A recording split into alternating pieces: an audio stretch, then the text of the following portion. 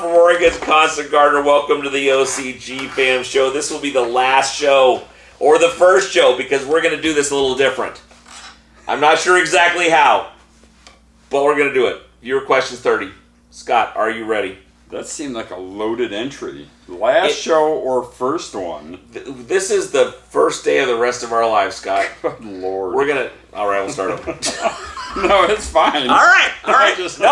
No, we're doing this. I feel like we need to make a renewed... Hey, buddy, how you doing? You're making my dad yell. Yes. You should stop yelling at my dad. No, you can come up, sure. Yeah. Do you think you can get up here? Oh, he can. All right. He will. Mark Gonzalez. Very small print. Hey, Bob. I can't do it. I can't do it. Jack, come here. I love you, but I can't Come do on, it. buddy. We're starting over. No. All right. They love the dog. Stay down. Hey, Bob, my YouTube buddy. I've got two questions for you. First is regarding Apollo rice. I used it when transplanting mixed into the soil around the roots. Does it work best when used as a tea, or is it an acceptable way to use it as well? When would it work best, during veg or bloom? So Apollo, can you just put it in the soil? Do you need to make a tea? Can you make a tea out of it? Well, see, that's better when you scoop it up like that. Yeah, there. That way you don't sound like you're a 9-year-old trying to learn how to read phonically. I'm hooked on phonics. All right. Hey, Bob. You too, buddy. I've got two. See, I have to reread the whole thing. My tablet's not working. I know. That's why I'm like, here, I'll give you a appreciate pseudo tablet. All right. Turn it sideways. So, can you use Apollo as a tea? How would you do that? You just... Well, that's what it is. It's an easy tea, instant tea. It's a add water and then water it in product, but it doesn't... There's no wrong way to apply it. I think effectively it's more efficient to do it as a tea because you can spread it out.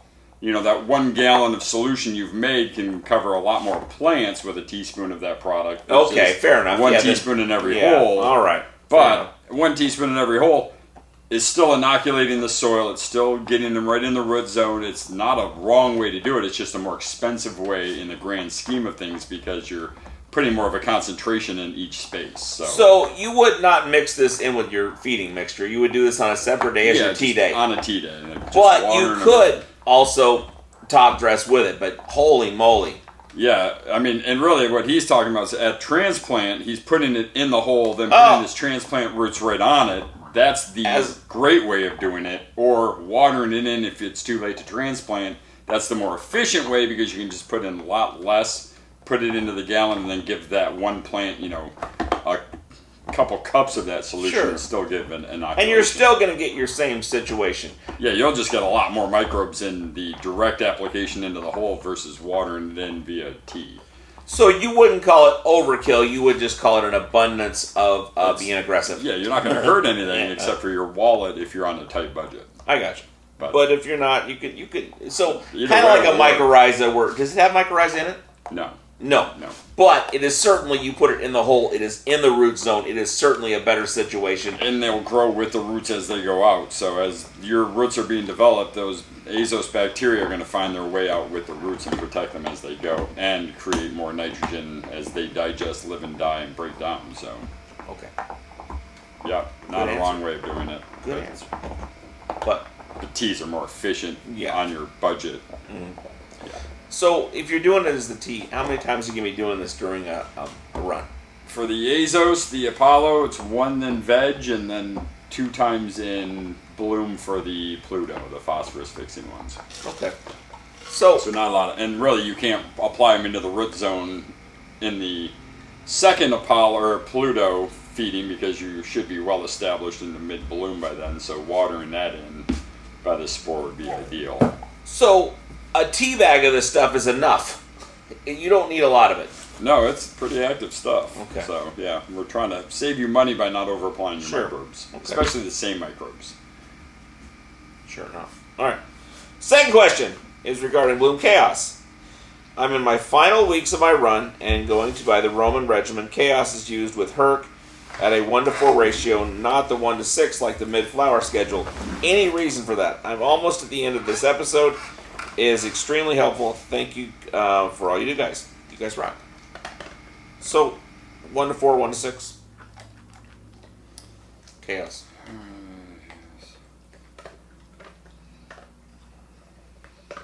And that's at the end on the Roman. I guess I need to catch up to that one. What is the classic bloom? 1 to 6 is your ideal, Yeah. I think. And Yeah, well, because here what we're doing is we're rounding down. because there's so much in the Roman. Yeah. So by volume, the Herc is actually less in the Roman regiment, which is kind of... Well, no, because in Yeah. here we're at 30 to 90 mils. So the 1 to 6 is really the 5 mils to 30 or Okay. 50 mils to 90. That would equate. But at the end, we're starting to lower our Herc in the late flowering, Sure. but maintaining the bloom cast. I push mean, on. I still stick to the 1 to 6 because I think 1 to 4 is pretty aggressive, and I have to keep feeding them very aggressively when I'm at that range.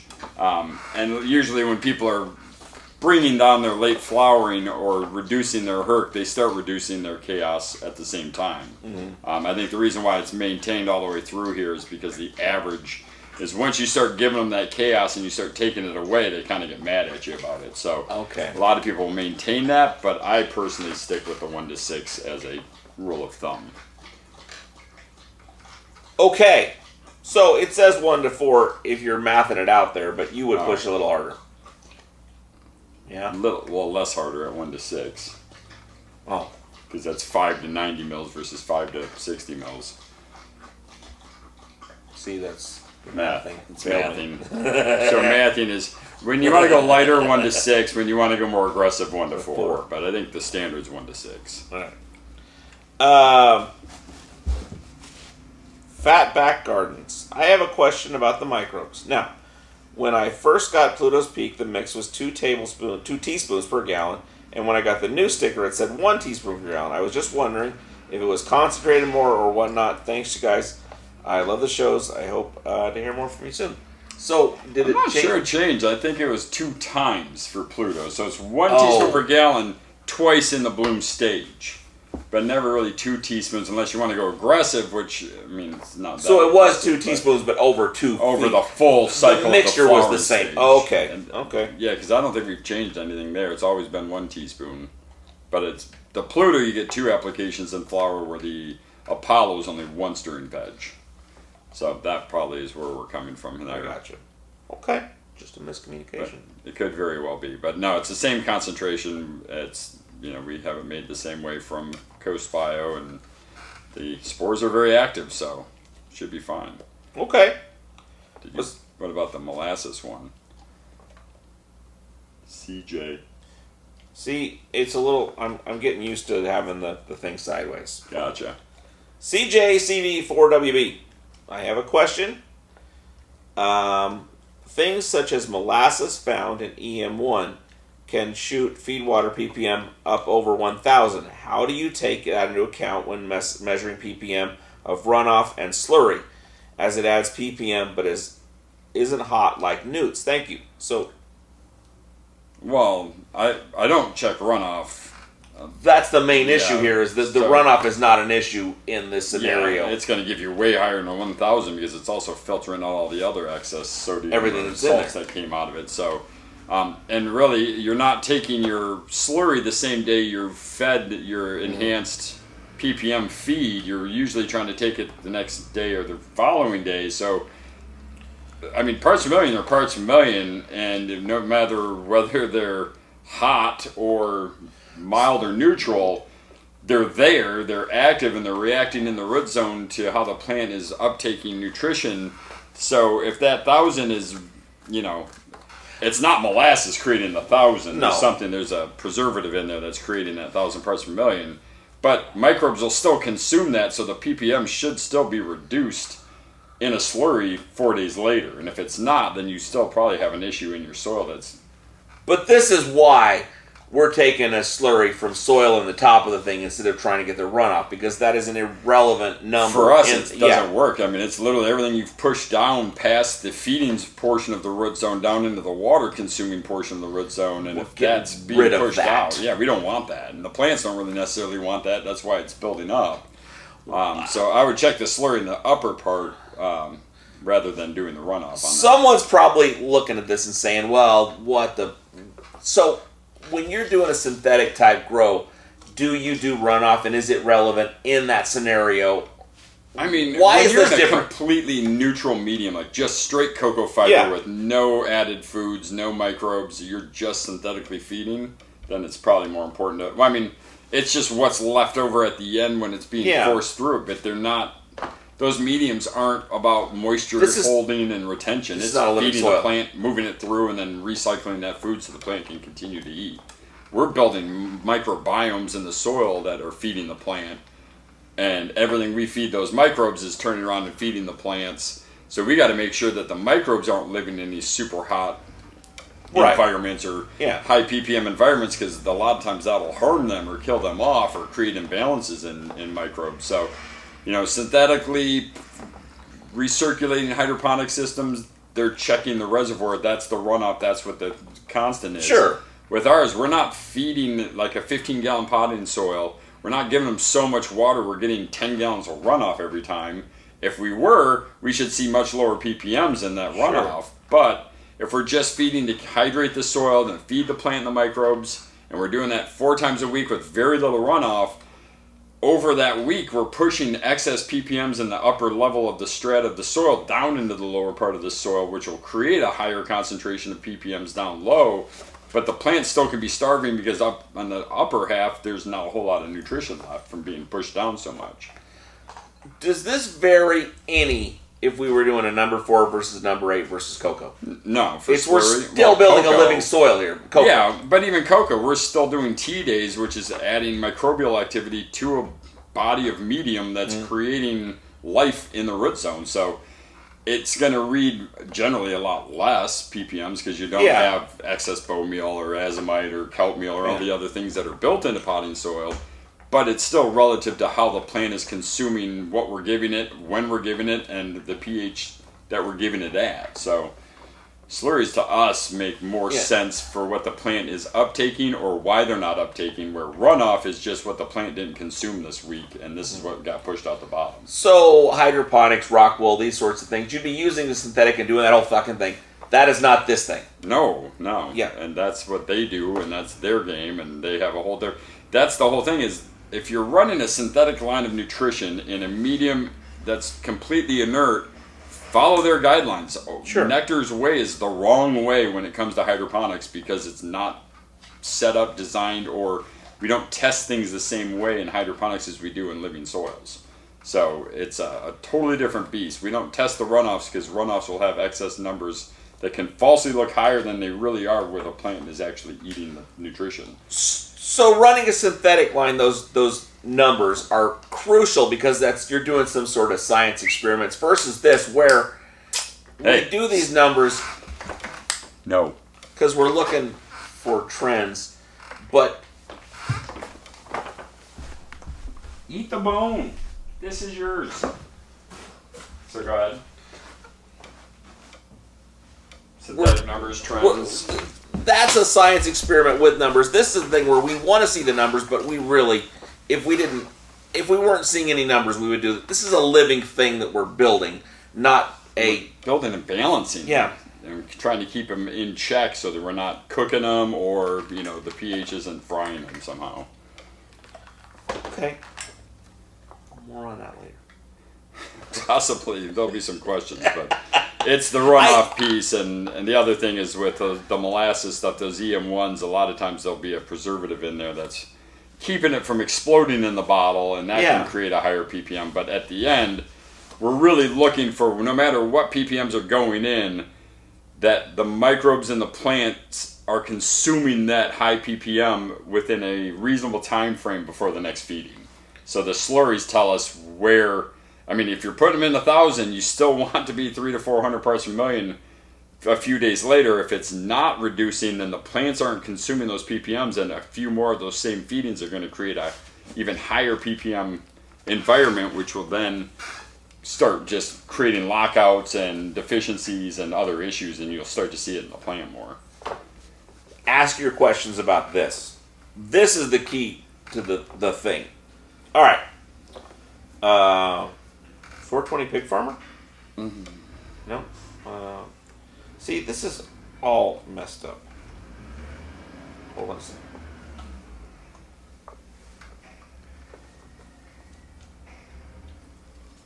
Fatback Gardens. I have a question about the microbes now. When I first got Pluto's Peak, the mix... Oh, okay. All right. Wisconsin Four Eyes. Tube. I am new to nectar, and I'm also one of those struggling to keep my soil pH down. After some research, I see it's due to my well water table being in limestone. I haven't bought any alkalinity checker yet, but I can say that my base water EC is 420 ppm at 7.9 pH, and I'm stuck with Gaia flushes for the rest of my career. My soil always creeps up, and I am currently at 7.9. You got to stay P.S. On the back of the Gaia, it says for stress plants. Is that referring to my high soil pH situation or something else? So let's just go to... He's got high pH. He doesn't have the soil alkalinity. He's not checking his thing. What are we doing here? Well, I mean, he's probably right. He probably has super high alkalinity, and if his soil continues to rise in especially the bloom stage or late veg, then yeah, his alkalinity is going to constantly be an issue. A couple things that can be done is, reverse osmosising that, cutting it in half with just distilled water or tap water, and do RO and then cut it half with your well with a high alkalinity and half reverse osmosis, which now is neutral or becoming acidic rapidly. Another thing, like Dave Miner, the guy who really kind of dove deep into alkalinity back in the day when Pig was really working with alkalinity and everybody was kind of figuring out why everybody was going acidic. One of his issues was over alkalinity in the soil, and the best way for him was basically a soda stream, a carbonated water maker, and just periodically watering with just carbonated water, just straight carbonated water. Like one watering today is only going to be carbonated water to take my 7.9 pH in my soil and get it down to 6.9. So a Gaia flush is not a long-term solution. No, you're not missing a feed. You're giving them the pH they need to reduce the higher alkalinity in the soil, but it's not reacting it so aggressively like carbonic acid from carbonated water would. That is going to neutralize that pH and the alkalinity a lot faster because the carbonic acid is breaking it down, where Gaia is going to create a lower pH with all the organic acids in there. But over the same feeding and time, you're still going to have that buildup of pH. Gaia is a this-time fix. Carbonated water, or be a longer and also fix. Back it off your water with some RO or some distilled water. Your best bet. Like you go down to the Walmart and you get a couple buckets of this stuff and you pour that in with your watering. That's the long-term solution. Or buy a cheap RO system and literally just have 50-50 RO to your well water, so you're not using only RO water. Still getting that. You want the alkalinity. You just want to knock it back. Yeah. Okay. Good answer. Matt Howard, have you guys ever thought about making a potassium top dress? Because I've noticed that there isn't any at all in the One Shot. I've been using One Shot for a few months now, and I love it. Just wish there was potassium to top dress. There was a potassium top dress you make. So he's having great results and still wants the potassium. What's going on there? Does he really need the potassium? I don't think. Well, I mean, I guess if you feel like you need the potassium, there is potassium phosphate or sulfate in One Shot. We don't have a spiked 13% because we don't believe in potassium as being that. We don't want to swell our flowers up with high potassium. So our potassium is about 0.9%. So it's almost 1%, but in the state of California, if it's not 1%, you can't make the claim or you pay a fine. So we just took it off the label as a percent because it was 1%, and now it's 0.9% because of whatever reason, kelp or this or that. Or if you really want to do a potassium top dress, we recommend just a nice kelp meal. Add that into your potting soil. That's plenty of potassium and trace minerals and plant growth hormones from kelp that all benefit the plant in its growth. But yeah, to create just a potassium sulfate product that there's a million of them out there, we're not going to come up with a top dress for that. So Bob from Oregon's Only, not from Oregon. Bob from Oregon's Constant Gardener, not from Oregon's Only, saying that potassium is a great thing in small quantities. In big quantities, it's a great way to make a big fat bud that may not be as good as you think it would be. It just great looks for good. photos. Okay. Yeah. Good answer. Oh, and then back to this though, for stress plants on Gaia. Yes, let's talk about that. So the label also. Yeah, I mean that's a Frankenism of the original registering Frank did on all the labels. Most of the labels Frank started by registering them, and then we hired somebody to come in and actually get them registered, but we didn't change much on the labels. So a lot of the labels are antiquated 25-year-old Frankenisms that, you know, like zygote and stuff. I mean, nobody says zygote on a label, but Frank does. So what we found is that a lot of house plants, a lot of garden plants, plants that have been fed poorly or just don't have the general nutrition, all the vitamins. Excuse me, I'm getting the hiccups now. That's going to be great for the show. I can fix the hiccups if you need. Just let me know. Well, if it's a scaring thing, I'll just... No, that's not it. No, that's not it. I will give you $1 if you can hiccup again. Well, I need to start hiccuping hardcore, and then we'll go there. All right. I think I'm just burping my coffee up. So basically, just those enzymes, the vitamins that are in the Gaia, kind of help reset that plant to just go from a stress situation and bring them into a more healthy realm. Most plants that are stressed are because there's something imbalanced in their nutrition, and Gaia kind of covers it all. This is not someone following the regimen, doing their thing. This is someone that's sitting there with a stressed plant saying, hey, this Gaia, you pour a little bit on there, it's going to be happier. Yeah, it's really for the help. But people who only had one bottle of nutrition, and back then it was called bioactive solution, so it was our way of creating a real fast, healthy plant food for all plants, and it helped them come out of stress. But you have more than a stress issue, it's a pH issue, and the pH may be causing stress, but you're using this more as a pH reduction flush rather than a as part of the stress system plant and thing. not as a one thing. So okay.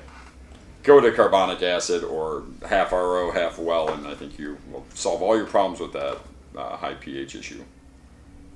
Okay. East Bay J. Hey guys, I'm mid-flower and a genetic people describe as fruity. I'd like to add Pegasus to help express that. What would I back off when I add Pegasus? I'm running the Roman regimen. He's got an also. We'll do the also after. Running the Roman. What's the fruitiness? So would you just add more Pegasus? Would you just go by the recipe? Or would you add it and back something else off in the interest of fruitiness? Well, luckily in Roman it says as needed across the board. Yeah. So it's either nitrogen, it's as needed for nitrogen and veg, or for this sake it's for the fruity terpenes in bloom.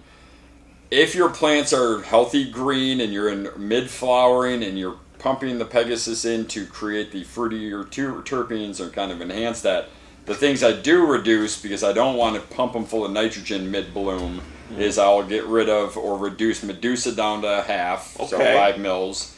All the way through?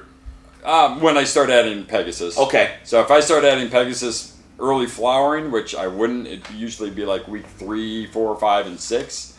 So I'd probably start reducing my later Medusa in the flower. mid. Okay. And then maybe even Athena's, I'd drop that maybe to 20 mils from 30. Just because the proteins are nitrogen-based proteins in the amino acids. So it's just reducing that potential of nitrogen being released constantly while you're adding the Pegasus in for the terpene profile. So everything else I just maintain and rock the same, but would reduce Medusa and Athena a little bit. Okay. If they stay super green, then reduce Demeter while Pegasus is going, because Demeter seems to really release nitrogen in the potting soil too. So I guess maybe I feel like some people have a misperception that, I mean, when you do Spartan or Greek, you do Spartan or Greek. When you do Roman, you have this Greek recipe and a toolkit of other things to add. It's not necessarily that you would add every single one of those every single time. There's people who do. They literally follow this to a T, and the only thing on here that says as needed is Pegasus. Really? Everything else is straight up.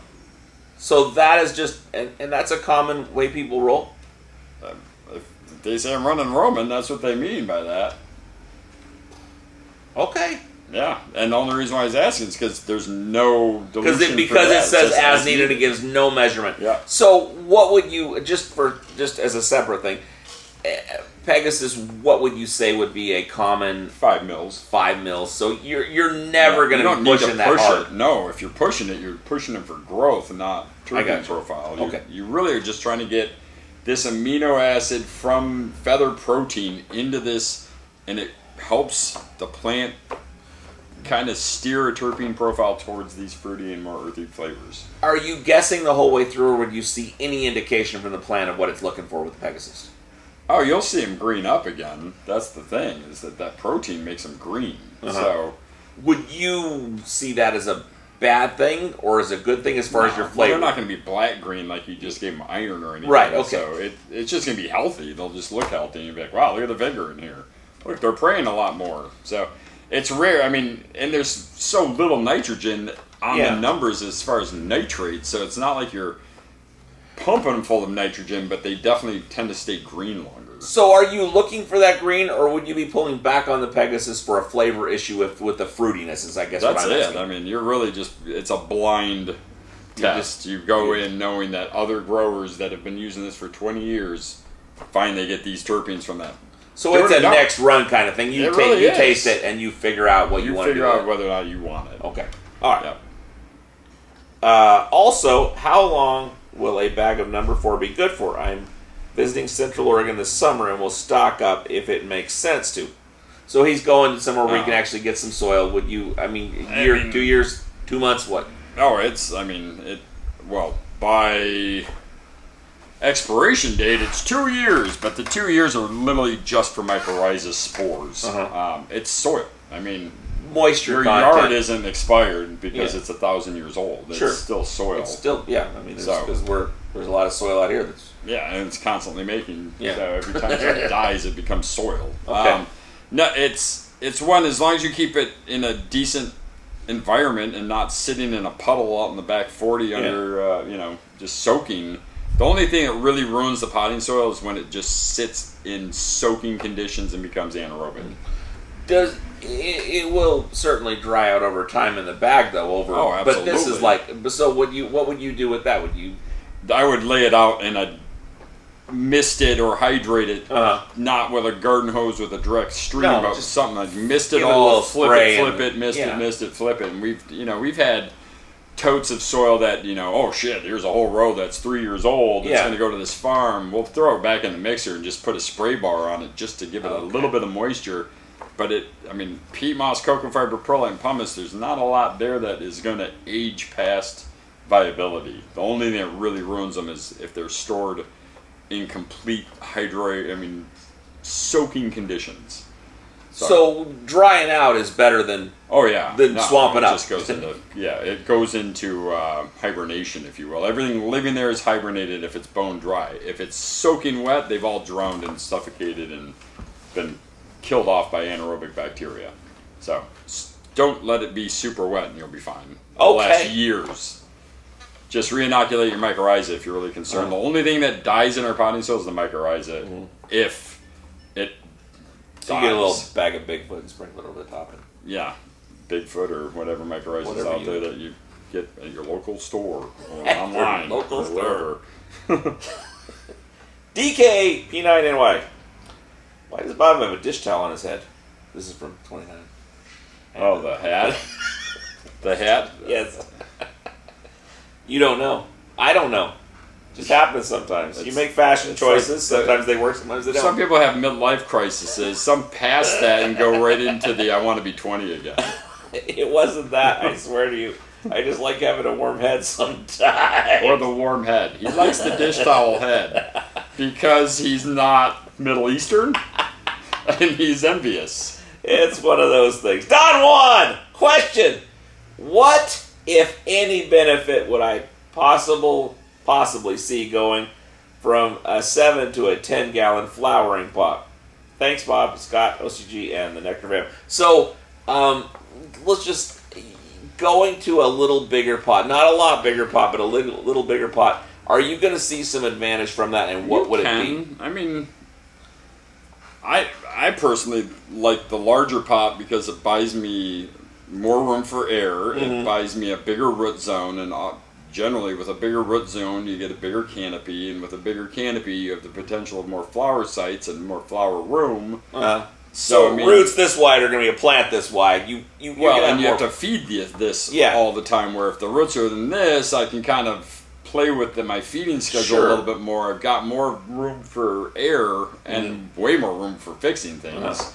You're going to see more water, which is negligible. Are you going to have to see more nutrients to do that? Not necessarily. Yeah. I mean, no, because a lot of times when you're in a little 3-gallon or 4-gallon pot, you're feeding them every day just to keep them alive. Where if I'm in a 15-gallon pot, I'm feeding them twice a week, and there's so much nutrition in there, they're finding it all throughout the entire time. It really comes down to style, what you're looking for, what your ceiling height looks like, what your square footage is. I mean, if you're only allowed 6 plants in a 4x4, you probably don't want to be doing 10-gallon pots because you're going to over canopy and they're going to all crowd.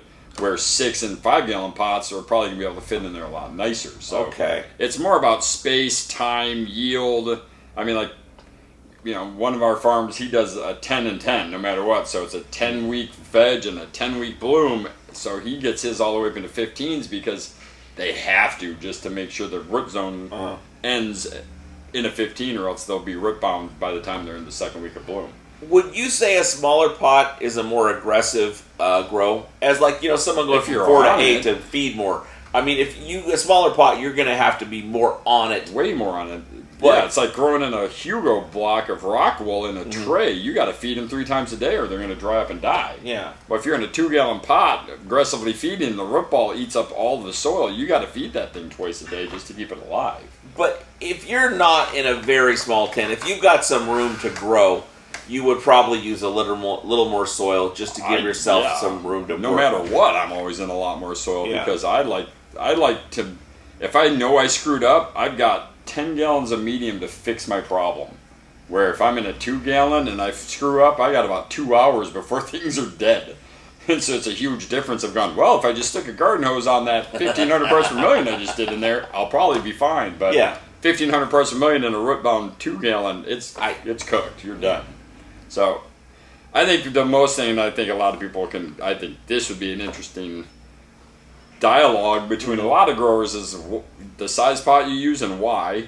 And I think you're really going to come down to individual styles and what they need, and room and space and environment. And I think if you have everything going well and you don't have space issues or limitations, by increasing it by 3 more gallons of soil, you're just buying more rhizosphere, you're buying more mycorrhiza surface area, you're buying more root absorption, you're probably going to get a little bit more yield out of it. So I think root zone equals yield. Sure. Okay. Good answer. User, a lot of letters, a lot of numbers. Where in the order of mixing nutrients does Cersei fit? So,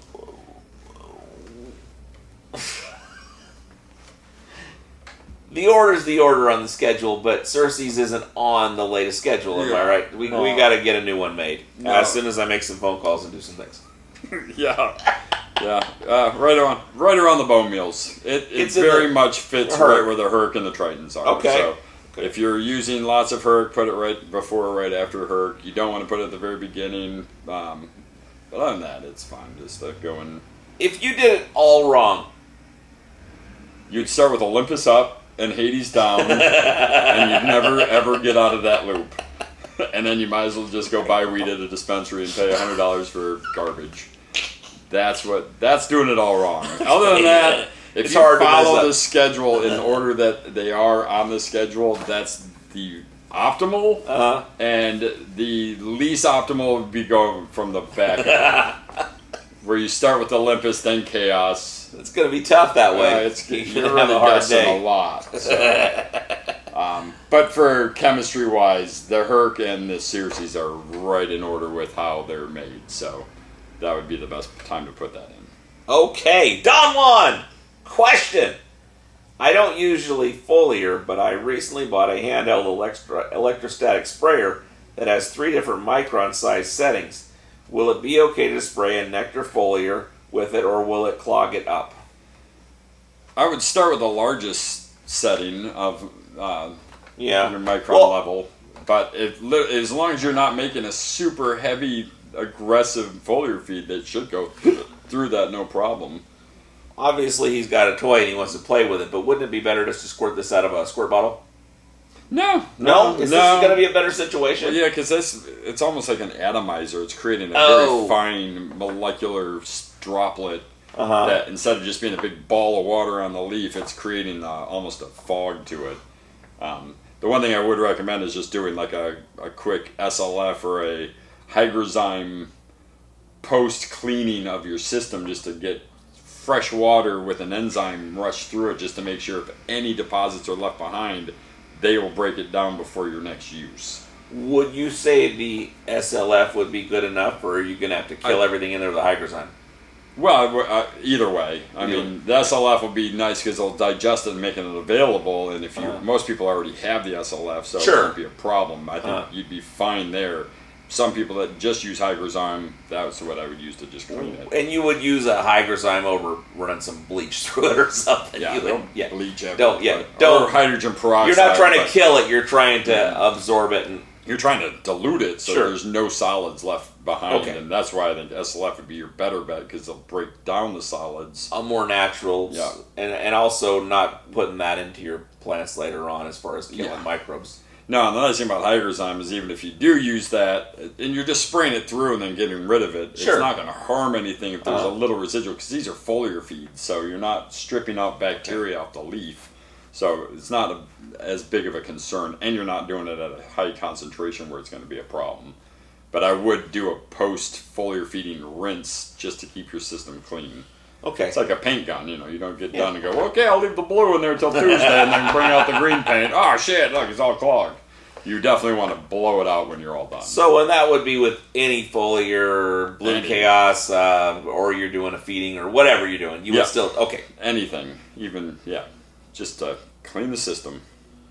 420 Pig Farmer. Is this Pig Farmer? I don't know, because I didn't know he watched the show. I don't think he does. I don't think he watches anything. No, he's not a big. He seemed like one of those guys that watches when they redo the Tonka toys, where they strip it off and then. Or how to mow a 700-acre cornfield for sure, but. But he's big on alkalinity. This doesn't sound like him with the bucket toss thing. This is not. Oh no, that sounds like him. Really? Well, I figured out the should be toss. Landing it more often. That's definitely a big statement. There's two things. There's one where I just toss it, and one where I stick it. If I stick it, it lands. But if I'm just come out there and I forget that I need to stick it, I'll just kind of throw it and it just falls over every time. Oh, you got to flip it. Every time. Yeah, every time. That's not me. I'm not consistent. You know this about But this guy wants you to wear the towel head and flip your bucket every time. So you need to go out there with your towel on your head and toss the bucket and stick it more often. I will stick it more edits. often. No edits. We don't edit. Never. If it falls over, it falls over. You should have to sit on however it lands. So if it's sideways or at a 45-degree angle, you got to perch on that thing. That would lead to consistency. Yeah. All right, I'm going to do that. I'm going to do it. All right. Next time, however it lands, that's how I sit it. That I want to see. Bob, I live to watch the bucket toss, but feel you should be landing it more often. Anyhow, 520 ppm alkalinity here before RO. So RO is a must, but on the other hand, straight RO water is a horrible choice for any container nectar gardener to make. We have been balancing medium pH by adding back in the calcium. We do that here by adding back tap water that has been filtered only through carbon to 100 to 120 ppm of alkalinity and 60 to 80 ppm of magnesium via Epsoms, but have found with the acidic nature of nectar acids 120 to 120 kppm alkalinity still isn't enough to balance the acids through bloom. We are currently using Chimera to make up the balance there, adding 6 cups throughout bloom to 20-gallon pots to get medium's pH to balance through bloom. We aim for 6.5 to 6.9 on slurry pH tests. Anything below 6.4 and uptake dramatically decreases and EC begins to stack instead of to be consumed. One question remains. Are we better to balance our water or our soil mix by adding calcium to the medium? Perhaps it is all the same. Love the show, love the product. Hope all is well with the Nectar family. Happy 420 Plantheads. That sounds like Pig. Kinda, except I it's just weird. So... Yeah, well, I mean, it's yeah. What do you make of the question? More so well, it's than a the great answer. question, because I do have a few farms out there that are finding that the alkalinity boosters are great, the chargers are great, some people have too much, or whatever it's such a balancing act when it comes to pH, alkalinity, water source, and how nectar works in these gardens. I personally like the Chimera for people who are constantly struggling with lower pH issues, and the reasons because it doesn't spike your pH up above 7.4 and holds it there. It literally brings it into a range, and then the limestone in it slowly breaks down as your inadequate water, or your water that is less than perfect on alkalinity or acidity. That water continues to keep that Chimera broken down and available to the plants. I mean, 6 cups per 20 is probably excessive, but like he said, they'd like to be at 6.5 to 6.9 in the slurry test. Yeah. So most people are about 6.4 to 6.6 in the, so that's usually about 1 cup per 10, 2 cups per 20 gallons.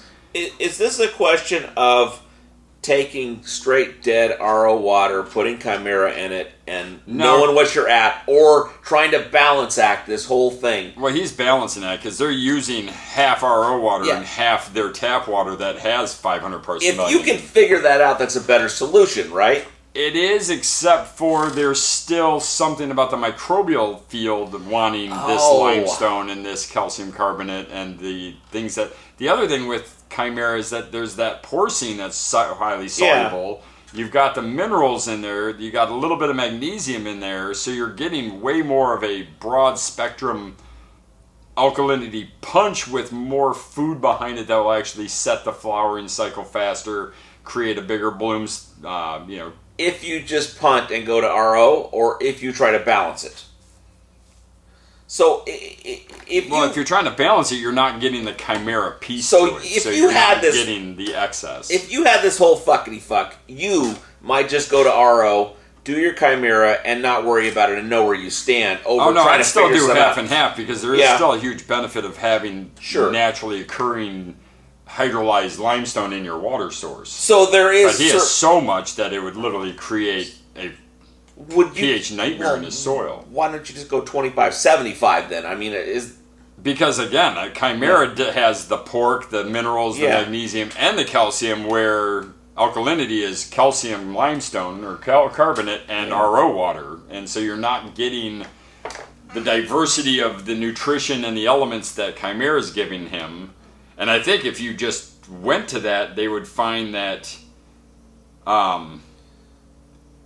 their yield would probably get hurt a little bit if they went to just the balanced RO water with the balanced alkalinity water, because they're not adding in this Chimera limestone punch. So would you keep messing with your mixture, or would you back off the natural water and then sneak up on it that way, or both? What's the solution? What's the solution here? We don't know. But what is the process here? It's the grower, again, because a lot of guys will just go for the water alkalinity and never have pH issues and do just fine and happy. But then guys like Pig, who push the Chimera, work with... Because right now, if he just tries to balance the water, that water can change every month because of drought, or rain, or table water, or the well depth, whatever. There's 1,000 reasons why water changes. Chimera is a stable... it's a... what do you call it? I mean, it's a staple to the nutrition. It's a standard that you can set in there, and then your water becomes more of the variable to mess with that Chimera to make that more available. So if you want that Chimera to be more available, you lower the pH of your feed water down a little bit, so the acids in your feed water will release Chimera quicker and make that more available. Yeah, I mean... This is another one we need to talk about. Well, I mean, yeah. It's the downfall is that so many people are listening to this right now. Yeah, that don't have fucked up water, or and they're going to go chase. So my fear with talking too hard on it is that you get people chasing the proverbial problem that doesn't exist, and now they make a problem because they. Yeah. Most people don't have 500 parts per million of alkalinity in their water. This is a vanishingly small problem we're talking about here. It's a very regional problem. Okay. And that can change. Where the hell did that all go? So, that's a whole show right there. Oh, man. I mean, every day we do alkalinity, it's a whole show. Yeah. For sure. We're just going to move on, okay? Yeah? No? Yeah. No. Matt Culver! What? How do I slurry test if I feed, flush, feed, tea? I always pH to 6.4 with whatever I've given them. I don't do water days because I hear feed, flush, feed, tea. I'm always wondering whether to feed, tea, or flush. I don't know if I understand. How do I slurry test if I feed? Well, slurry, just do it. So, you should feed tea, feed flush. You should slurry a couple times during veg, a couple times during bloom, and then next time around, adjust. Yeah. Is that a good? I mean, just a lot of things are. Well, the slurry is just a test. It can be done on any day, and do it right before you water. So I would say. I mean, I don't know if you've done this one time or 100 times. I would just go through that process and not change anything. And then, next time around, just... add in a step and see if it benefits you. Same with like adding fertilizers. You don't add them. You don't go to Roman the first day you try this. You start with the Spartan or Greek and you add things in every run to see if it benefits you. Because you're not going to see that benefit even at the end. Well, when you get your this many products are needed to grow fire weed, and it's just you don't. No. Yeah. Okay. But yeah, the slurry, you just do it. Do it you do a feed, and then before you do your tea, then do a slurry test. So I guess so you're doing a feed tea, feed flush, over and over again, no water days. On what one of those 6 days would you do your... It does not matter. No, because you're just... It's the same time every time. What's today look like is all you're doing. Yeah, and this is not for this run. Unless you're having a problem, this is not for now. This is for your edification so you can... Next time. Yeah. Okay. See, I feel like this show we're doing right now sucks. Is terrible. But it's going to lead to another show we're going to do down the road that's going to be so much better. And this was the first day of the... So, guys, politics. Doubt this is the first day of the rest of our lives. Yeah. Seth Donahue. I'm using the number 4. Now I just keep going back to this one with the 520. Me too. In my brain, the other thing too is now lighting, environment, all these other. If you're running a double-ended ceramic metal halide versus a high-pressure sodium from the 90s versus a high-end LED versus a cheap-ass LED, all of these variables become very much a moving target. Because I've got one guy with a light system from an LED company that no longer exists because they spent more money on cocaine than they did on products. It's a hell of a drug. It's weird. Well, it is in this industry. And they're just now finding... We cannot figure out why he's taking... grade A flower, the most beautiful frickin' rooms, and then at the very end turning them into just larfy pompons of garbage. And now we're just now finding out that their second run of these lights, they had no red spectrum, no UV spectrum.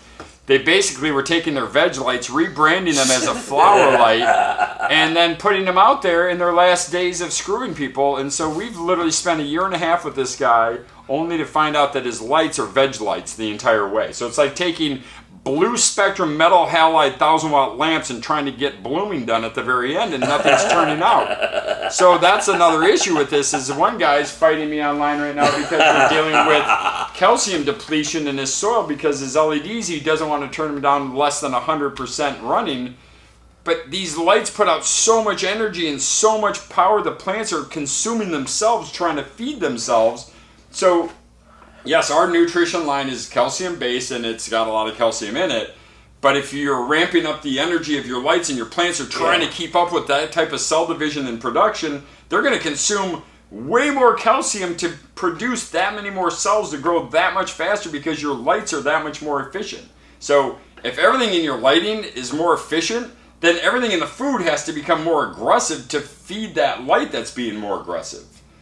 Yeah. And with this, if this is an LED that is like one of the dialed in ones, all of these may be things that this grower has to do because the LEDs are forcing these plants to just go into overdrive and production. Hence the 6-9 flower pH.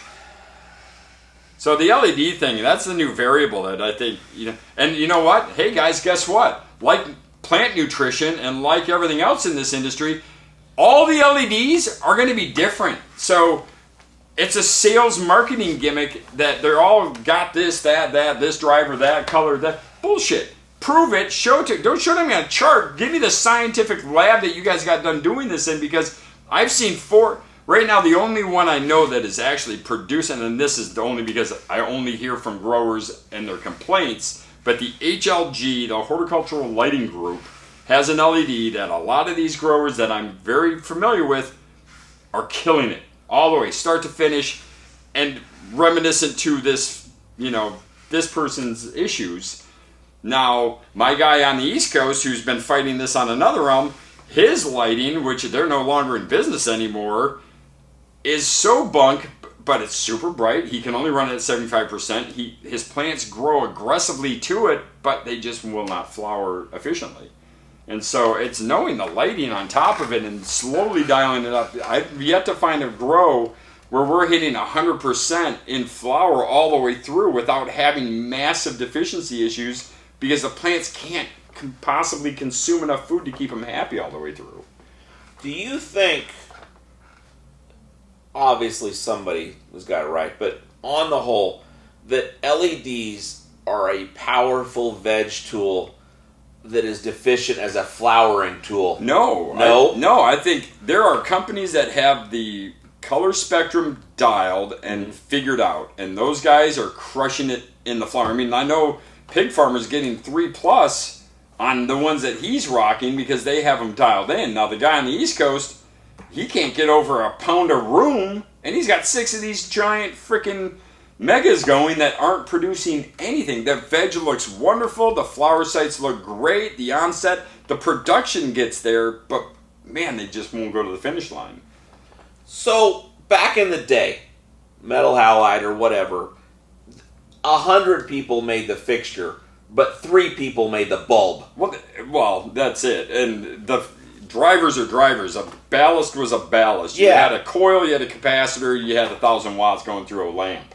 The lamp color was what the keys were, and that was what kind of metals they put in the little type of arc tube and what kind of gases were they compressed into these little spaces. So back then it was way more predictable because you either had a 400, 600, 230, 430, or 1,000. And it was made by General Electric. Or Philips. Or it was, Sylvania. Yeah. But now you've got, China LEDs everywhere. There's only a handful even made in the U.S. I know, like Black Dog is made down in Colorado. They've been kind of like the front runners of the LED world for growing.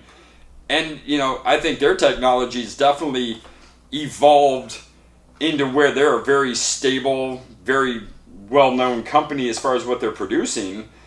A lot of these other companies went and said, hey, we're going to take this Black Dog technology, we're going to go rip it off for cheaper in China. Boy, imagine that. We get shit cheaper in China? That's weird. And then China knocks them off and knocks those off and makes them cheaper to make them even cheaper for the company buying them. So now they're changing out diodes. Guess what? Round eye white guy over in America is going, I don't know what diodes are in there because we just buy containers of them from Hong Kong Ting Tong and they send it to us, and here we are selling them with a big fancy label on them. But there's a few companies out there, like I said, I know HLGs are crushing it from start to finish because I'm seeing them in multiple rooms in multiple different environments on different farming levels, from a 4x8 tent all the way up to a 4,000 square foot facility that's just knocking out flower. So it's knowing the lighting a little bit better, and don't ask me about LEDs because I still run ceramic metal halides because I understand them. They make sense. They're not destroying me with the LED. I just don't know what's going on with LEDs, period. Those things penetrate. Well, I mean, when I saw a guy take a ream of paper and put it on a 400 and you watt, can see through I it. see the pattern. I'm like, that's going through your dermal layer. That seems like that could be an issue. Wear sunscreen and sunglasses. But that's something that we have to now really put into this new consideration of all these issues is, well, ever since I switched, I've never had problems with your nutrient line until I got these LEDs, and now this is what's happening, and it's often the plants are consuming so much more calcium than they ever have because they're making so many cells so much faster than they ever have. We're seeing a depletion much quicker. So, like him, Chimera is the best friend for an LED light because it's building up that backup calcium and alkalinity. No matter what you're doing with your feed, you have this huge backup of calcium for the plant to produce all the way to the end. So you and I, trying to help these people... Probably confusing them. Well, that's what I'm asking. Do we have to get more general or more specific? I don't know. We're going to have to kill a lot of shit before we find out how not to kill a lot of stuff. And I mean, we're years into this, and we're finding... The frustrating part is when you... Unless you know the maker of the light system, these LEDs... The person who actually put it together with their hands. The factory and where they're getting their diodes and what their watt diodes are and what their drivers are. Everybody talks the game. I'm not a lighting company, so I can't answer these lighting questions, but what I am seeing is I can now ask you what brand you have, and I can look through my list of, well, this farmer uses this brand, these are these issues. This farmer's using this brand, these are his successions. I'm seeing who's doing what and with what, and they're not all having the exact same issues. However, the one thing that is very common is the plants have never eaten more. I can't feed them enough. How do I combat that? And a lot of people are like, I'll just turn it down to 75 to 80%. Yeah. That still gives them more light than you've ever given them in their lifetime.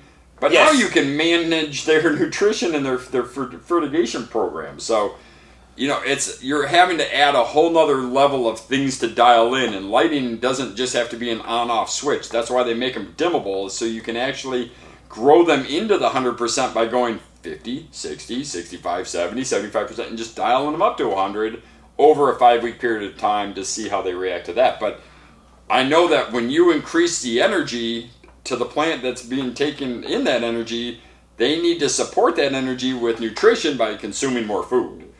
When you start putting some Bloom Chaos to thing, you find out what the deficiencies are. Holy crap, yeah. And this is the same kind of issue, isn't it? That you're pushing this thing to 10 or 11, and you find out exactly what's wrong with it, but you may not be prepared or even need to figure this out when you could just live within the spectrum of what this plant wants to do at 60% or 70% or whatever.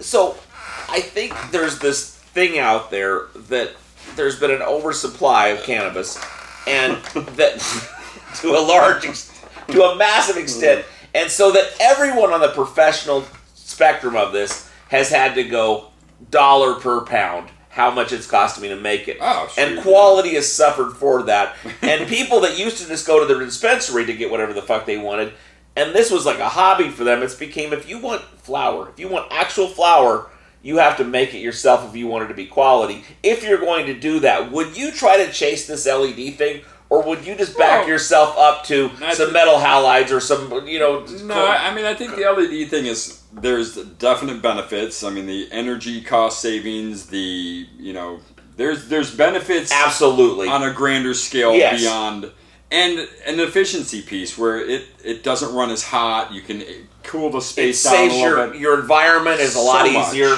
Yeah. Yeah, and it's just dialing it in. I mean, it took us 25 years to dial in a ceramic metal halides as little ones versus a big metal. I mean, I used to sell 1,500 watt metal halide bulbs to growers 25 years ago. It was the warehouse lights. No, those are 400. Yeah. We're talking Autzen Stadium lights that literally light up football fields from 75 feet away. 1,500 watt metal halides.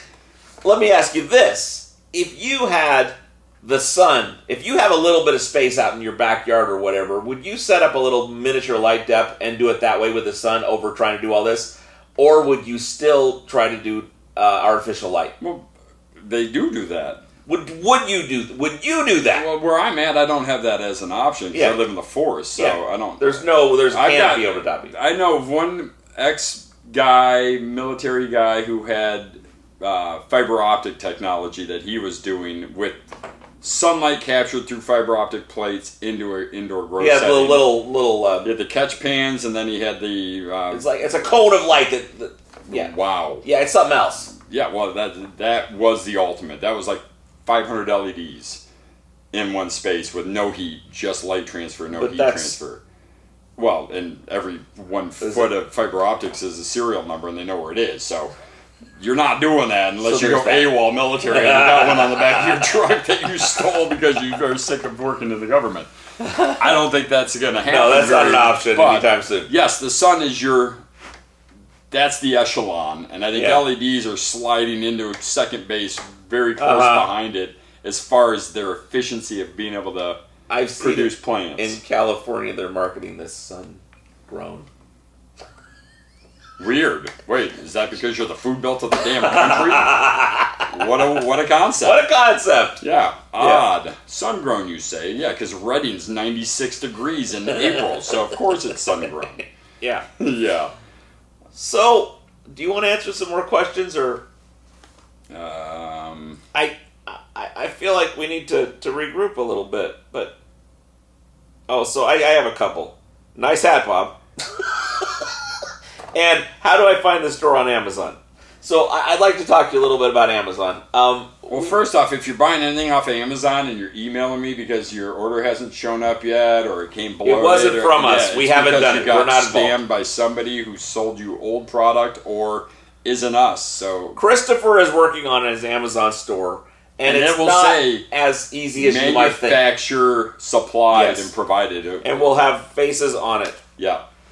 There is no Amazon store. Right now it's OCGFAM.com. That's your best bet for. And honestly, that's your best bet going forward ever. But if you want to buy on Amazon, and the thing is that there's a lot of people that have never even heard of us that may find us through Amazon. Yeah, Amazon's not going to be for you guys watching us. Yeah. Only because it's going to be kits. I mean, we have to create this whole world of free shipping on Amazon, and it's... Have you seen the dog that has to jump through the hoops? That dog has it easy compared to us. Well, our dog only has one leg, and Bezos makes all the money. So at the end of the day, Amazon isn't about the smaller guy making the money. No. It's paying a whole lot of fees to just have the rights to be on their platform to be seen. And the biggest thing that Christopher blew me away with is that you don't... Like, if you go to Amazon, you can take your phone or that cup and whatever and sell it on Amazon and make a listing. That's not how it works on Amazon. There's a listing already there for what you already sell, and you can buy that listing for what you sell. So it's an odd situation. Lay it on us. But I feel like this was the worst show that's going to lead to the best show next time around. Maybe. Or, No. Deplatforming. I think there's a bigger mission out there for us than this that we can find from this. We had some some excellent questions this time that were excellent because they were unanswerable. And we completely destroyed them and made them terrible. Well, my soil pH from Richard Villanova. I don't know. My soil pH is 5.5 in veg. I'm not sure how to tackle the issue. I'd be curious on why it's 5.5 and what potting soil are you using that's coming out of the bag that low. limestone will be your best friend no matter what. Because if you're at 5.5 in veg, boy, when you hit in bloom, it's not going to get better. What is going to... I mean, because like if it had a lot of bark and stuff, and it's going to be higher, not lower. Am I correct on that? Bark will make it lower pH. Bark will make it lower. It's the tannins become acidic when they break down. So. Once they break down, but they've kind of factored that in, and so it's low to start, and then it's too low and too high. It's never in the middle. Yeah, no, I mean, they do it because it's cheap filler and they don't give a shit. Because you're buying a bag 4 states over and they don't care about you. Yeah. So bark is just a great way of saying it adds fungal content. And it does, but when it's 70% bark, it's pretty much all fungal content and no real soil. That's not And soil. that will become acidic over time. So I need to know your soil, but limestone, garden lime, that will... at least balance you into the mid-6s for the rest of the cycle, and you'd probably need a lot more, like 6 cups, like the. If you have messed up soil, you just have to work on pH. I mean, you just have to get in a zone where you can actually get some nutrients into the plant, and then move on from it. pH will be your delivery. Yeah. Okay. And then the last one was this.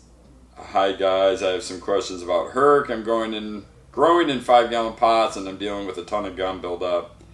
Can you reduce the amount of Herc being used and bump up something else like Tritons or Circes to try and reduce the amount of gum and still get the same benefits?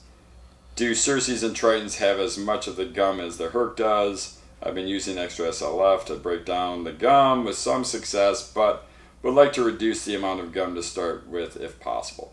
So yes, if you do Circes and Triton are great to use as a dilution to the Herc if your gum issue is too much. One thing some people will do just to prevent gum is taking like a colander, a little sieve, and lining it with cheesecloth and putting their Herc through it.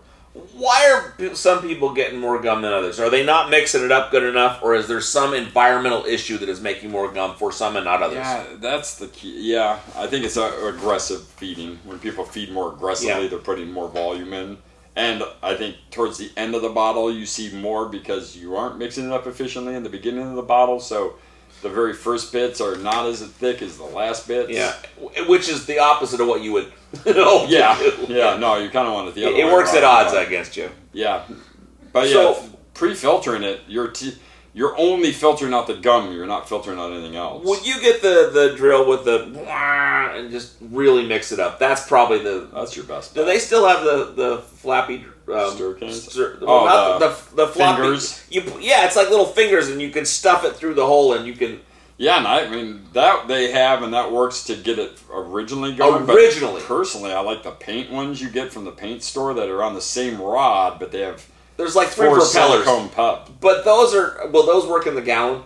No. So too big. If you're working with gallons, you can get the little fingers. The little one, and you even put a couple steel nuts in there and shake them. They'll work too. But if you're having the gum, it is very likely you haven't got it mixed up at the start of the process. Yeah, most likely. Yeah. And Circes. So if you were at 4 tablespoons, you can go to 2 of that.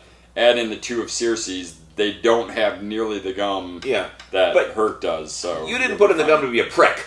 No, there's a reason. It's part of the process. Yeah, it's a microbial food.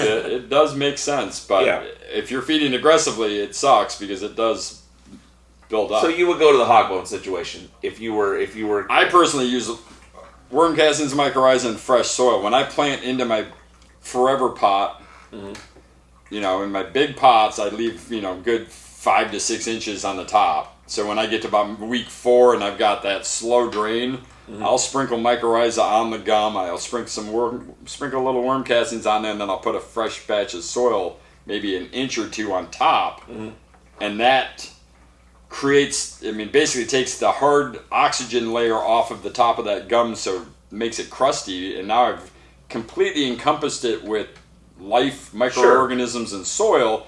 So when I hydrate it, all that gum becomes now that active microfood. Why it's not breaking down on the very surface is because your bacteria and stuff are getting killed by the UVs of your lighting. So when they come to the surface to eat that shell, they're being killed by UV light, where if you put soil on top of that, Yeah. the microbes above and the microbes below attack it from both sides, and they make pretty quick work of getting rid of that. And you would systemically get rid of it as opposed to mechanically getting rid of it. If it gets really bad, I've done You've just raked it, yeah. broke it up with a fork and removed chunks of it because it just wasn't going. But those are the days of like, how aggressively can I feed my plants? And that doesn't necessarily pan out. How does that factor? Aggressive lighting versus aggressive feeding. Do they need to match up?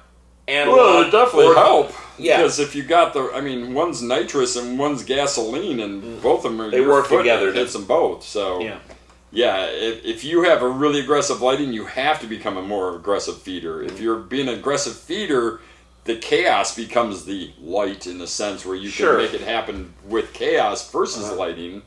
But if you're just with standard lighting, the feeding is more. You become more aggressive with the feeding, but you have to become more aggressive feeding with these new LEDs. So that's the trick.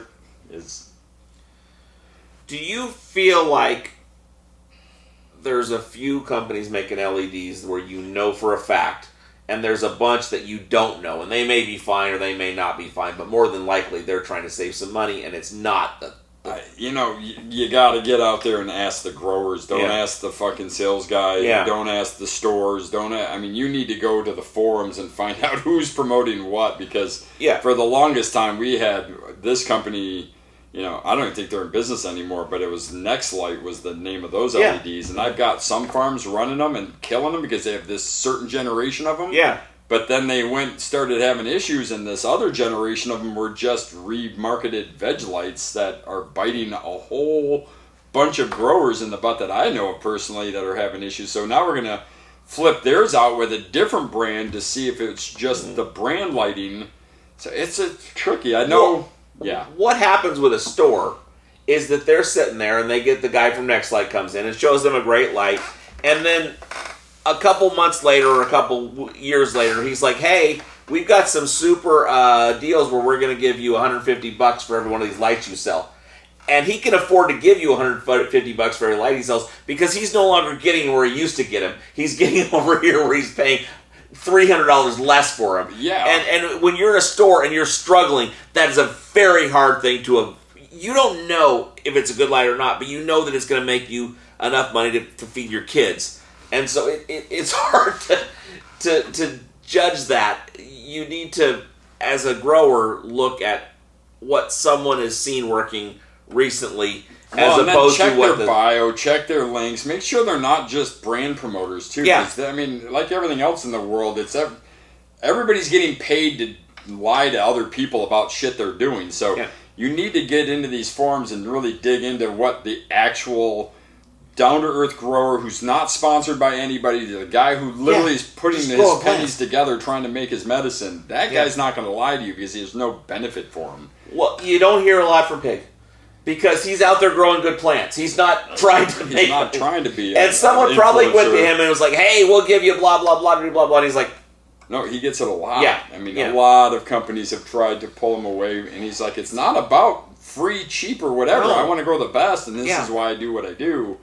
But that's the hardest part with these lights right now is I can't answer every LED question because literally they're so vastly different in this industry.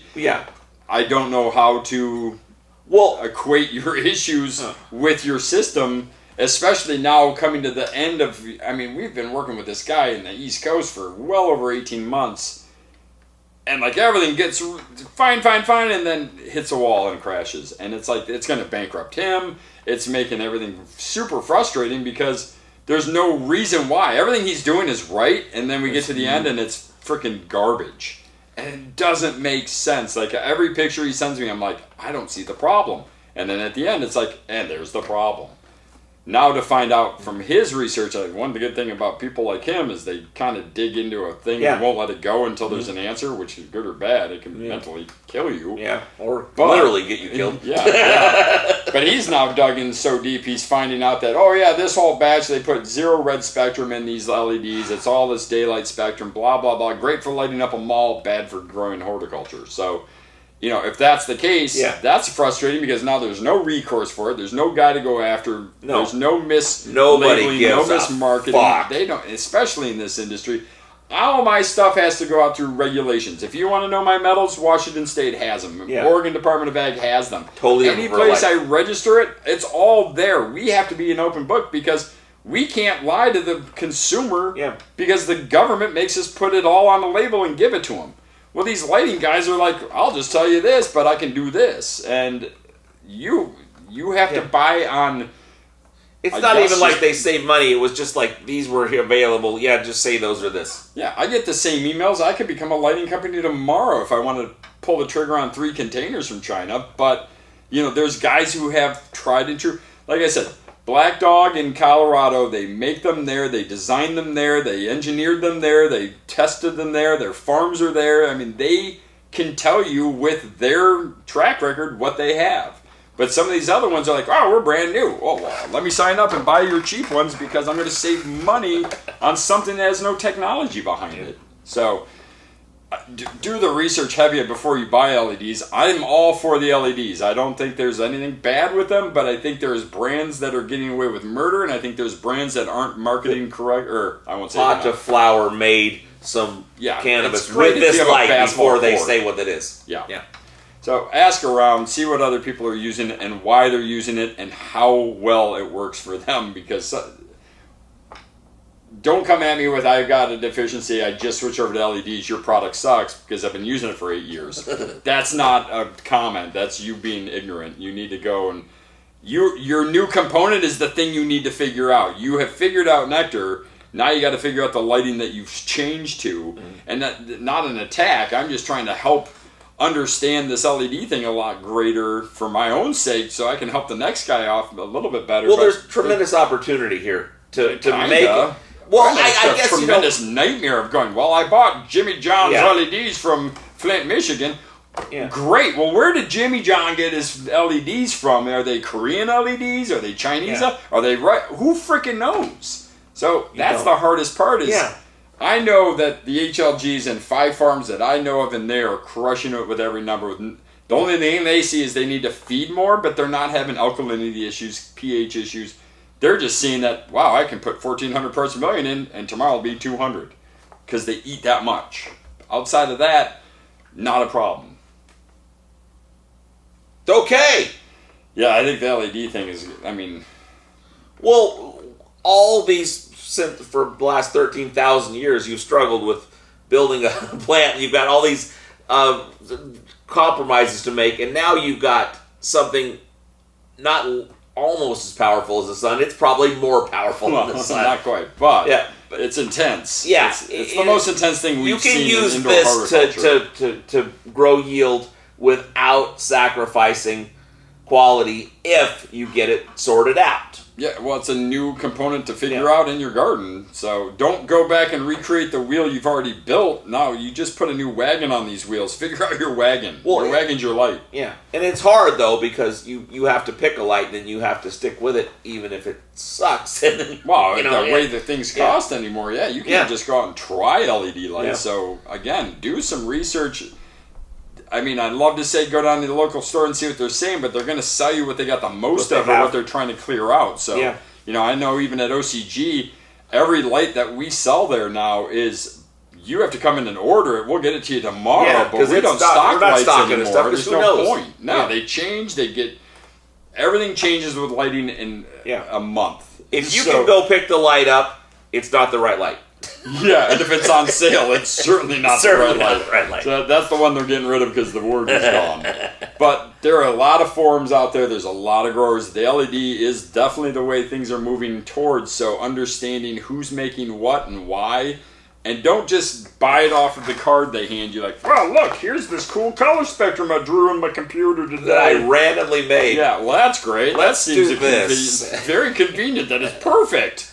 So it's getting more of the guys who've put their money where their mouth is and what the end results are for them. And, luckily, I think Next Lights aren't around. I know somebody bought them, whatever they're doing with the brand. Hopefully they're bringing it back to a quality. Because at one point, They had a light. Yeah, There was guys crushing it. Yeah. And then things started going sideways. People started disappearing. And then the lights just became very wow. And now we've got super bright things that aren't producing anything. And one guy's getting bit really hard, but unfortunately, he's not a stupid guy. That's the hardest part is when you're dealing with somebody who's very intelligent, probably for their own good, too intelligent for growing cannabis, overthinking every bit of it, and then the whole time you're sitting here with a light that doesn't have any type of red spectrum or ultraviolet color spectrums, so the plants literally can't even produce what they need to produce. You know, a Chevy may not be what a Chevy used to be, but they've had that company for always a Ford. True. But they've had that company for 100 years, and there is at least some continuity to that. When you get with this kind of thing, it was like they bought these from over here one day and over here the other day, and they look exactly the same, and they are not even remotely the same.